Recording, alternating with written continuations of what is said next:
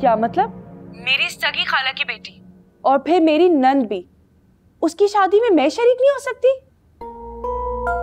सना, मामले को समझने की कोशिश करो।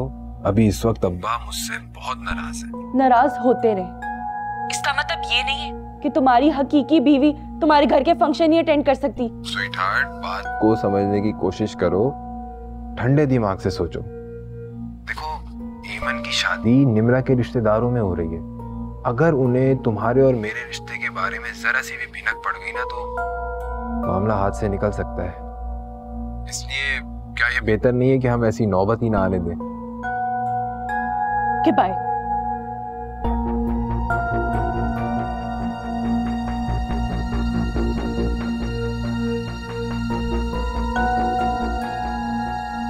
बात होती है और इससे मुझे इस चीज की उम्मीद नहीं थी।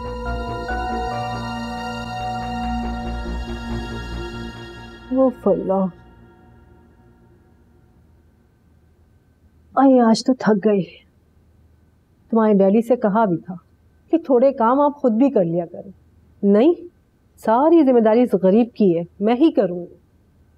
अब तुम क्या बैठी हुई हो, पानी ला के दे दो अपनी माँ को। ये तुम्हें क्या हुआ है? क्यों इतनी परेशान हो? कोई बात हुई है?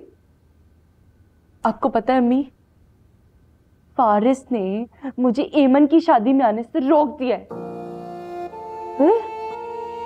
का दिमाग तो नहीं खराब हो गया?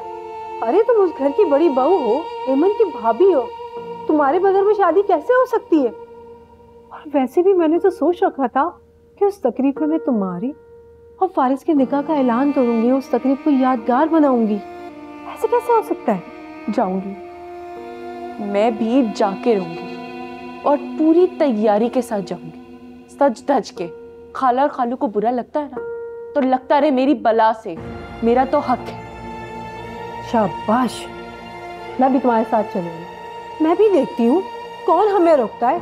अरे ऐसी की तैसी उन लोगों की हमारे बगैर शादी कैसे हो सकती है?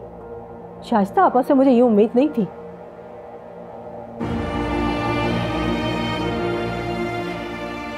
तुम परेशान मत हो,